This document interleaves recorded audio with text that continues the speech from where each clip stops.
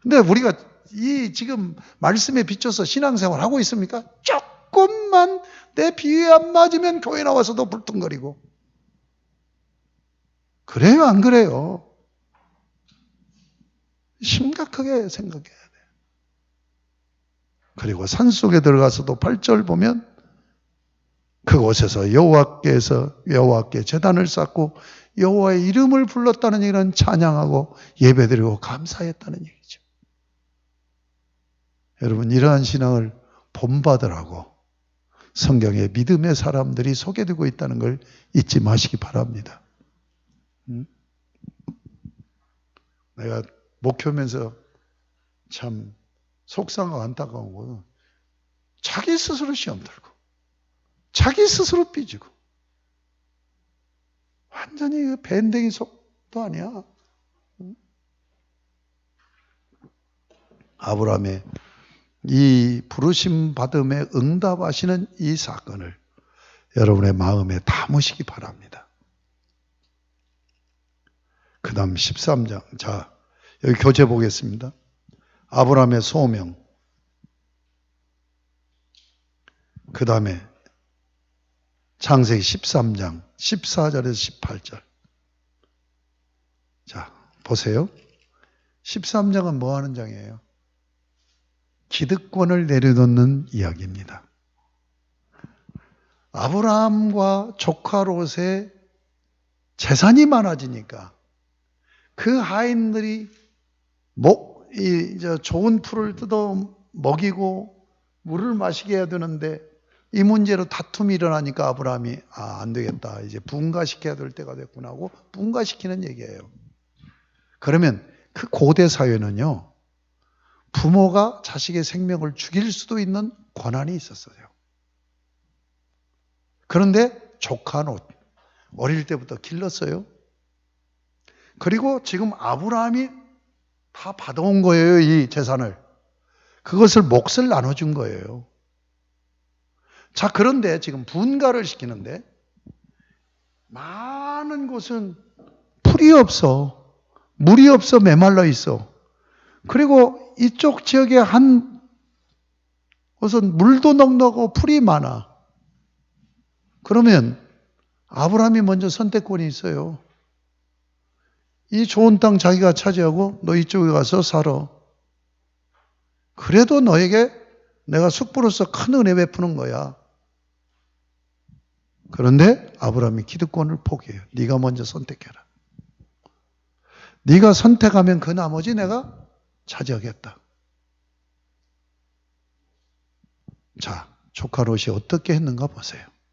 13장 10절에 보면 이에 롯이 눈을 들어 요단 지역을 바라본즉 소알까지 온 땅이 물이 넉넉하니 여호와께서 소돔과 고모라를 멸하시기 전이었으므로 여기는 가로를 쳐도 돼.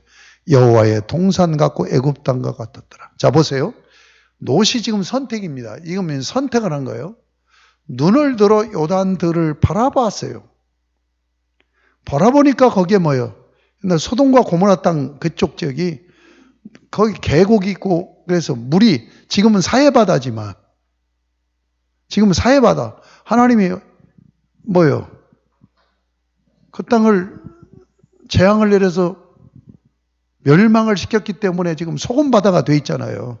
그게 물이 있는 곳이란 말이에요. 왜 물이 있어요? 저 북쪽의 헬몬산이 백두산보다 약간 높습니다.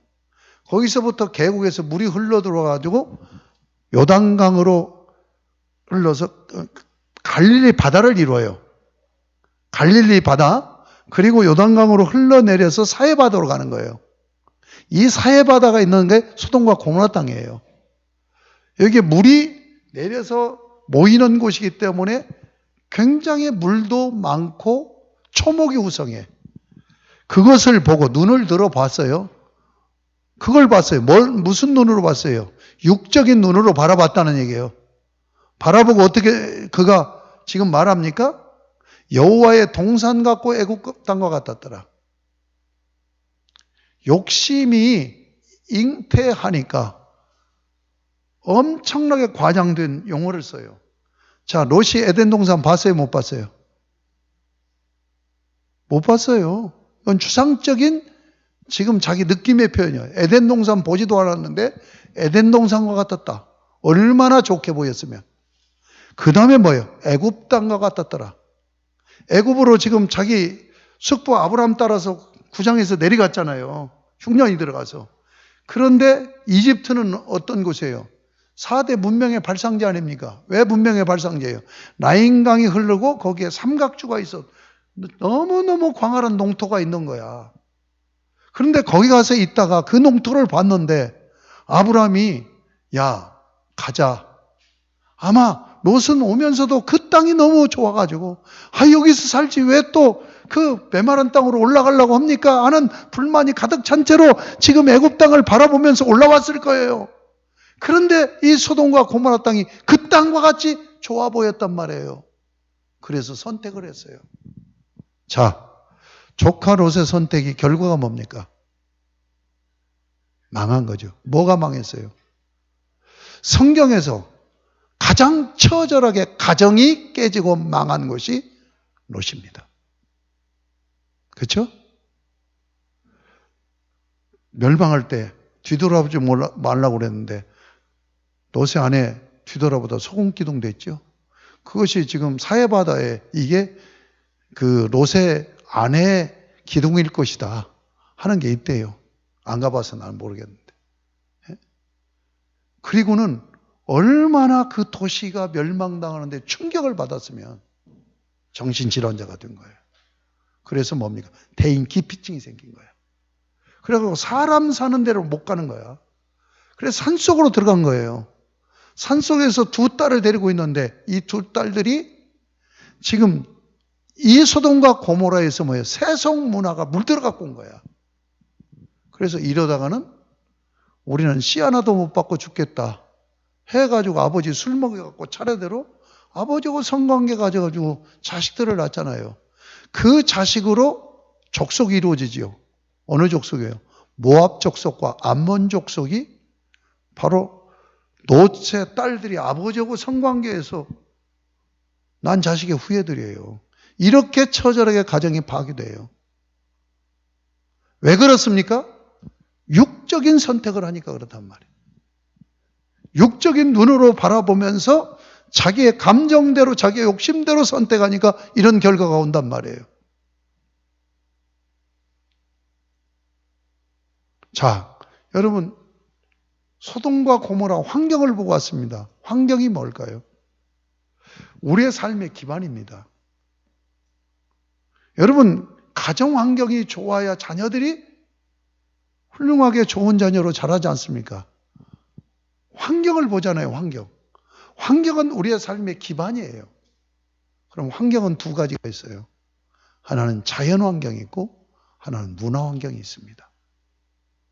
나를 살게 만드는 기반이 되어주는 환경이 두 가지라고요.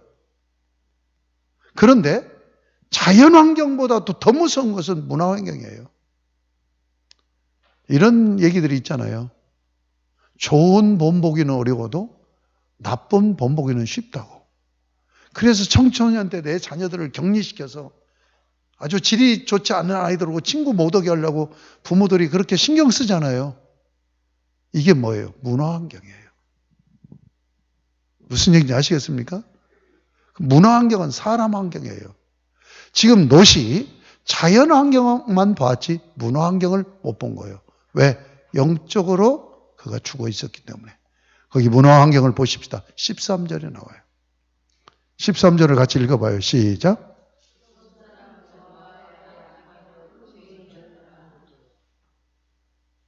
이게 문화 환경이에요. 아무리 그 땅이 자연적으로 아름다워도 문화 환경이 지금 타락해 있는 거야. 이것 때문에 조카 롯이 멸망당한 거예요. 아시겠습니까? 교회 생활할 때도 똑같이 마찬가지입니다. 은혜 생활하고 기도 많이 하고 말씀 붙들고 신앙생활 잘하고 하는 사람하고 가까워져 봐요. 내가 신앙적으로 굉장히 도움을 받아요. 그런데 내 주변 환경이 안 좋아. 만나기만 하면 교회 불평하고 만나기만 하면 목사, 성도 뭐 어쩌고 저쩌고 부정적으로 이 사람하고 가까워져 봐요. 금방 옮아버려요.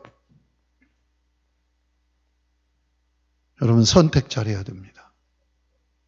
선택을 잘해야 돼요. 믿음과 지혜로 선택을 해야 됩니다. 자, 14절 보세요. 롯이 아브라함을 떠난 후에 여호와께서 아브라함에게 이르시되, 아브라함, 하나님께서 하나님에게 묻지 않고 자기가 좋아하는 대로 육적으로 선택한 롯을 보내버리고 남아있는 아브라함에게 비전을 확정해 줘요. 여호와께서 아브라함에게 이르시되 너는 눈을 들어 너 있는 곳에서 북쪽과 남쪽 그리고 동쪽과 서쪽을 바라보라. 눈을 들어 바라보라. 비전을 보라는 얘기예요. 응? 보이는 땅을 내가 너와 내 자손, 아까 9장에서는 내 자손에게만 준다고 그랬는데 내가 너와 내 자손에게 준다고 그랬죠? 영원히 이르리라. 16절. 내가 내 자손이 땅에 티끌 같게 하리니 사람의 땅에 티끌을 능히 셀 수 있을진데 내 자손도 세리라. 너는 일어나 그 땅을 종과 형으로 두루 다녀보라. 내가 그것을 내게 주리라. 지금 조카 롯이 쏙 빼간 거예요. 좋은 자리를. 그리고 황량한 먼지만 일어나는 곳에 지금 아브라함이 서 있어. 선택의 결과가 현실적으로는 기가 막힌 상황이야. 그때 하나님이 다시 나타나신 거예요. 네가 지금 바라보이는 이 땅이 먼지만 나는 환경이 형편없는 환경이지만 내가 책임져 주마. 그래서 비전을 확인시켜주면서 여기서 한 나라가 세워져서 온 인류를 복되게 세우게 할 것이다. 하나님 하실 수 있죠? 아멘? 비전을 확인시켜줘요. 이 비전을 바라보고 18절에 여호와를 위하여 제단을 쌓았더라. 아멘? 자, 이제 교재 2번까지 했습니다. 15장, 드디어 이제 언약장입니다. 언약장을 빠르게 말씀드리고 마치겠습니다. 저를 보시고 집중하세요. 14장이 뭐냐? 연합전쟁이 일어나요. 지금 메소포타미아 지역에, 그때는 다 도시국가라고 그랬잖아요. 도시국가들이 동맹을 맺어요. 우리나라하고 미국하고 동맹을 맺었잖아요. 그렇죠? 북한하고 중국하고 동맹을 맺고, 그래서 혈맹이라는 말을 쓰잖아요. 그러니까 메소포타미아 지역에 있는 많은 도시국가들이 동맹을 맺어갖고 어디를 침공하느냐? 팔레스틴 이 가나안 땅을 침공하는 거예요. 왜 침공하는 줄 압니까? 그들은 거기에 뜻을 두고 있는 게 이집트를 먹으려고 한 거예요. 이집트가 광활한 땅이잖아요. 그러면 지금 양대 문명인 거야. 이집트 문명과 메소포타미아 문명. 메소포타미아 문명이 좀 더 강해지면 반드시 약한 이집트를 공격해요. 이집트가 강해지면 메소포타미아를 공격해요. 사람 욕심. 왜? 양쪽은 문명의 발상지니까 물이 넉넉하고 광활하니까. 그래서 지금 일본이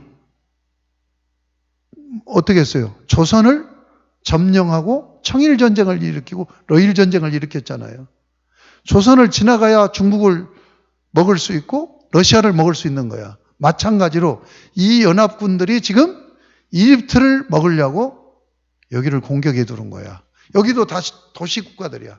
그러니까 이들 또 동맹을 맺어갖고 싸운 거야. 누가 이겼어? 메소포타미아 이쪽이 이긴 거야. 그래가지고 다 포로로 잡혀가. 거기에 누가 섞여 있어요? 조카 롯이 포로로 끌려간 거야.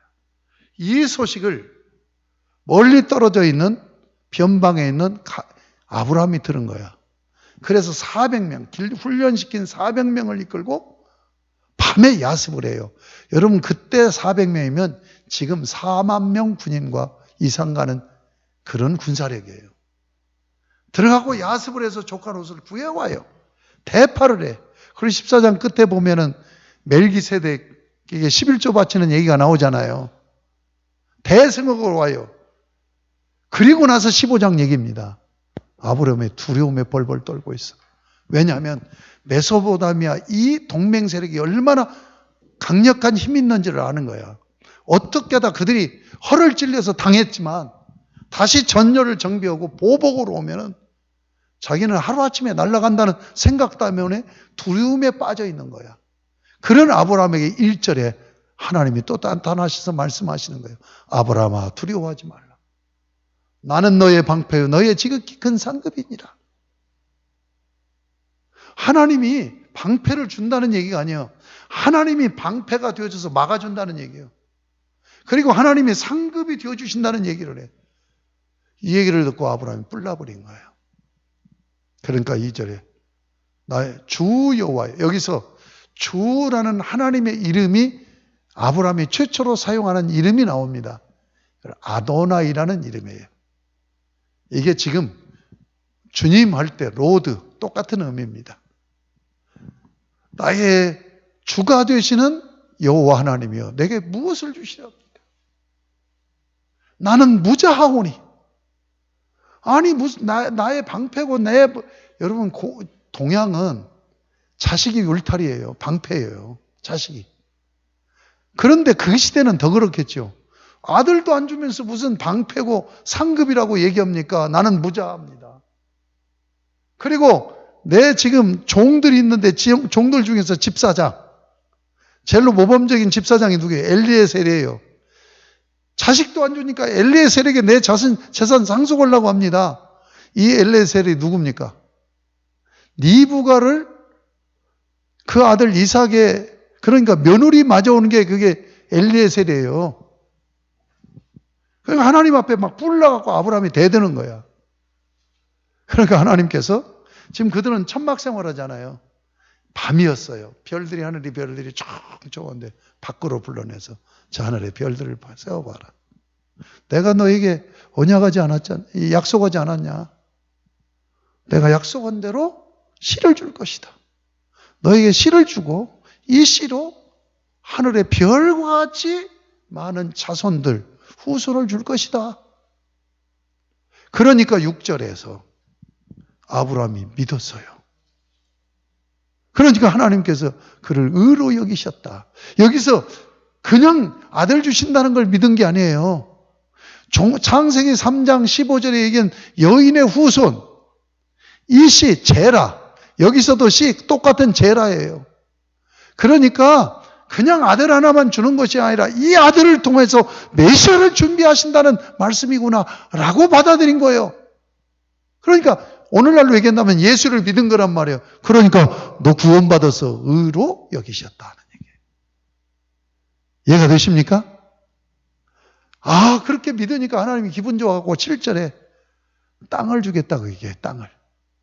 그러니까 아브라함이 8절에서 땅을 줄 것을 무엇으로 할 수 있습니까? 그래? 그러면 계약 맺자. 그래서 계약을 맺는 거예요. 자, 15장 18절에 보면 그날의 여호와께서 아브라함과 더불어 언약을 세웠다고 그랬죠. 계약을 맺었죠. 아브라함과 언약이 15장에서 맺어지는 거예요. 그러면 이 언약을 맺기 전에 무엇을 약속했어요? 두 가지를 약속하죠. 씨를 약속하고 또 뭘 약속해요? 땅을 약속하죠. 이 두 가지를 왜 약속합니까? 여러분, 나라가 세워지는 나라의 3요소가 뭐예요? 주권, 백성, 영토지요. 씨를 주시겠다는 것은 백성을 내겠다는 거예요. 땅을 주신다는 건 영토를 정해주시는 거예요. 여러분 거기 보면은 18절 후반부터 21절까지 보면 땅을 약속한 지경을 쭉 얘기해 줘요. 이 지경을 그대로 하나님이 아브라함에게 약속한 땅을 얻은 사람이 누군 줄 압니까? 다윗과 솔로몬입니다. 아시겠습니까? 그러면 하나님이 나라가 세워지려면 주권, 백성, 영토인데 주권은 약속 안 해. 왜 그렇습니까? 주권은 하나님이 갖겠다는 거예요. 하나님이 주권을 행사하는 하나님 나라를 아브라함의 후손을 통해서 세우겠다는 거예요. 아시겠습니까? 그 언약을 맺어. 자, 여기서 언약 예식만 얘기하겠습니다. 언약 예식을 하는데 거기 보면 자 9절에 보면은 8절에 이 땅을 소유로 받을 걸 무엇으로 알 수 있습니까? 뭘 확정을 주셔야 되죠. 뭐 계약서라도 문서라도 하나 써주셔야 되죠. 그러니까 9절에서 지금 제물을 준비하게 하죠. 이것은 제사 지내는 제물이 아닙니다. 계약 행위하기 위해서 준비시키는 거예요. 그래서 하나님이 정해준 이것을 어떻게 해요? 자, 소, 또 뭐예요? 양, 염소, 이것들을 죽여가지고 반절을 딱, 저를 봐요. 이렇게 반절로 자르는 게 아니라 이렇게 반절로 자르는 거예요. 그래서 지금 의자가 있는 것처럼 양쪽에다 마주 보고 이렇게 쭉 진열해 놓는 거예요. 의자 이렇게 진열해 놓은 것처럼. 그리고 이 가운데를 계약자가 지나가는 거예요. 이게 계약서 도장 찍는 거예요. 그때 당시 문화예요. 그러면 이제 갑이 하나님이잖아요. 을이 아브라함이잖아요. 그러면 서로 계약을 맺으면 갑, 을이 도장 찍어야 되잖아요. 그러면 이 고기 사이로 지나가는 거예요. 자, 지나가는 걸 보겠습니다. 17절. 해가 져서 어두울 때 연기나는 화로가 보이며 타는 횃불이 쪼갠 고기 사이를 지나가더라. 이게 하나님이 임재하시는 방식이에요. 그러니까 하나님이 쪼갠 고기 사이로 지나가는 거예요. 갑이 지금 계약서에 도장 찍는 거예요. 무슨 얘기인 줄 압니까? 왜 여기를 지나가는 거예요? 지금 쪼개져 갖고 서로 마주보고 있는 건 완전히 죽은 거잖아요. 만약에 이 계약을 파기하면 나도 이렇게 죽겠다고 하는 맹약을 하는 거예요. 이게 계약서예요. 그때 당시의 문화. 아시겠습니까? 이렇게 계약을 해요. 그런데 재밌는 것은 하나님만 지나가. 양쪽 당사자가 지나가야 되잖아요. 그렇죠. 갑이 지나가서 나 계약 어기면 나 죽을 거야. 그러면 을도 나도 마찬가지요. 해야 계약이 성립이 되잖아요. 그런데 여기는 아브라함이 안 지나가요. 하나님만 지나가. 이게 아브라함에게 보여주신 계약의 특징입니다. 이걸 그래서 약속의 언약이라고 해요. 한번 따라합시다. 약속의 언약. 자, 이 고대 계약서는 이스라엘 나라만이 아니라 계약이 두 가지 형태의 계약이 있어요. 일방적, 한 사람만 약속을 하고 확정해주는, 사인해주는 계약이 있어요. 이게 아브라함 계약이에요. 그 다음에 뭐 종주권적 계약. 한번 따라합시다. 종주권적 계약. 이건 뭐냐? 종과 주인이 서로 갑과 을이 돼서 종은 이렇게 하고 주인은 이렇게 하겠다고 서로 약속하는, 지금 오늘날 현대 노사 계약이 여기에 속하는 거예요. 이해가 됩니까? 아브라함과 언약을 맺는단 말이에요. 그런데 여기서 특징 하나는 15장 전체는 언약의 하나님의 명칭인 여호와만 전부 나옵니다. 다른 이름은 단 한 번도 안 나와요. 여호와 하나님이 언약을 아브라함과 맺으시는 거예요. 이해가 되십니까? 자, 그러니까 아브라함을 부르셔서 아브라함과 언약을 맺는 이유가 뭐예요? 그의 후손으로 한 나라 세우겠다는. 그 나라가 어떤 나라예요? 하나님이 주권으로 통치하는 나라 만들겠다는 거예요. 자, 그런데 16장에 가면 아브라함이 이 언약을 깨버려요. 어떻게 깹니까? 하가를 취해서 이스마엘을 낳잖아요. 그래서 17장에서 언약 갱신을 해요. 다음 주에 17장 언약 갱신이 핵심이고 22장 이삭을 제물로 바치는 내용이 아브라함 일대기의 핵심입니다. 이것을 다음 주에 한 시간 공부하도록 하겠습니다.